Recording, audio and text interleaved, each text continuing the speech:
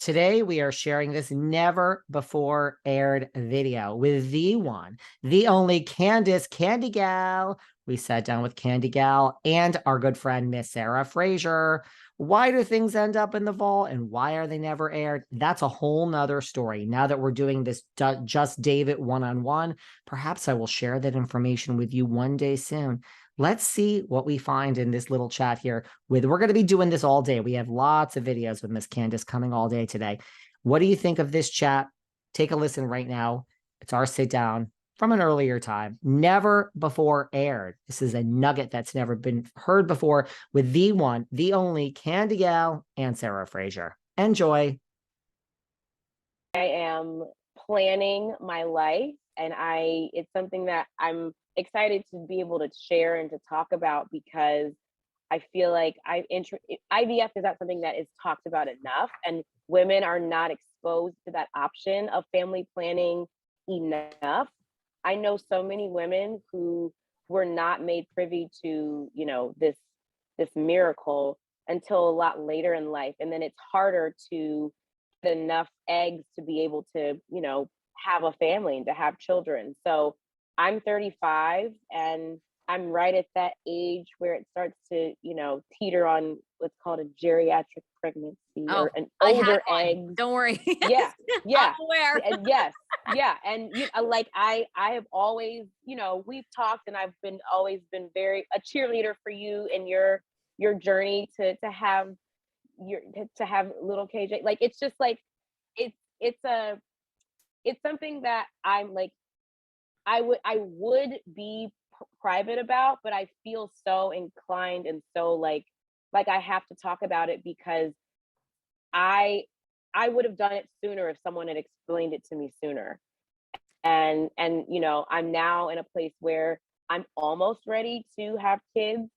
Like, we may start trying at the end of the year, but maybe not. I'm still figuring that out. And I want to have the option of the insurance of knowing that I have eggs that are viable and young enough that I can go in and implant whenever I am ready to start my family. And it's so hard. I mean, people, I had that molar pregnancy miscarriage before I had KJ, and like a gestational cancer. Like, I never even knew that could happen. I mean, so many things can go wrong with getting pregnant. It truly is like, the craziest part is we really are meant to have kids like in high school. It's so true. I think about it all the time. It's like, we should really be having kids. Like, I was talking about these girls that were getting pregnant at 18. It's like, what you doing? But that's when your body and your eggs are primed and ready, and your body is ready enough to have the kids and heal, and you kind of go back to some sense of normalcy. We're out, but women are having kids later and later in life, and I for one respect it, because I think it's important for women to feel like they have autonomy over their lives, and they have ownership over their lives and what they want to do. And children are a blessing, but they're like a lot. They're a lot. And when you can't give them back.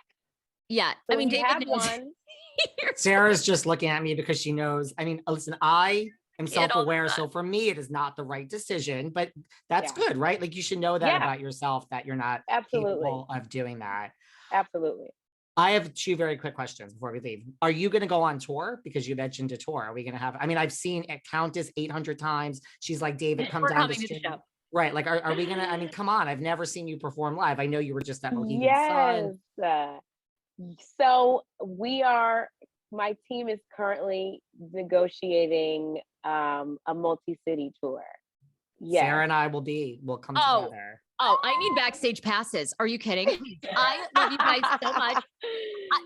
The only thing I'm jealous about, and I've said this when Candace has been on my show, is, I was hoping their careers wouldn't make it, because I want to see Chris's brown dick on OnlyFans. And at this rate, I'm not going to see it. So I'm sorry.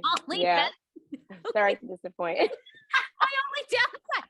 I love giving these two a hard time. They're beautiful in real life. They're great people. We're getting backstage passes. I got to see everybody. Yeah, well, I mean, obviously, I'll let you guys know when I can talk about it. Yes.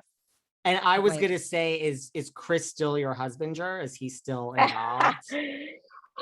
So there are a lot of updates with Chris.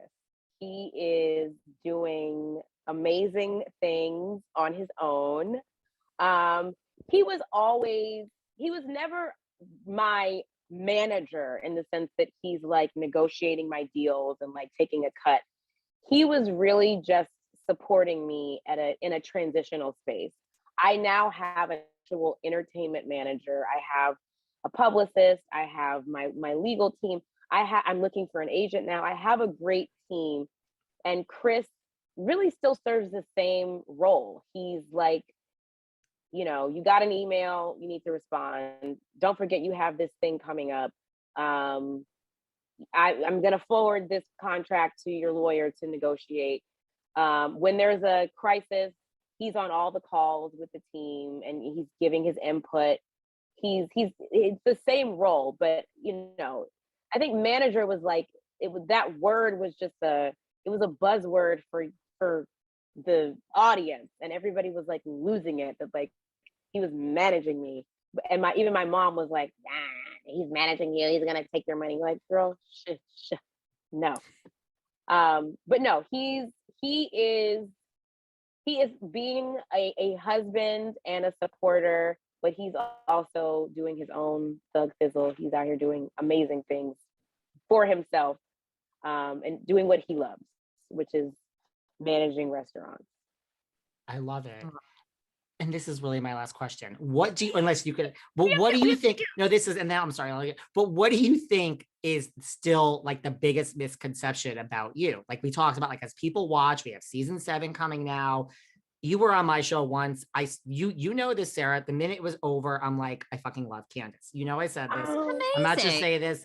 I judge people based on my own. So I said that, and you know that, Sarah. Like I've always said that. Yeah. So I mean, look, I love all the women on Potomac. I love Ashley. I mean, I get along. I'm so proud of you guys, because I say this 1,000 times, but you don't give yourselves enough credit, because you are the only reality show ever to be successful out of DC. And people don't know that unless you lived in DC. Yeah. Nobody could do it. I mean, Rob Lowe couldn't do it. He'd come to town to do a reality show. So these women and women of color deserve so much credit. So I love all of you. And I know you all personally outside the show, and you're all terrific. Yeah. Thanks, Sarah.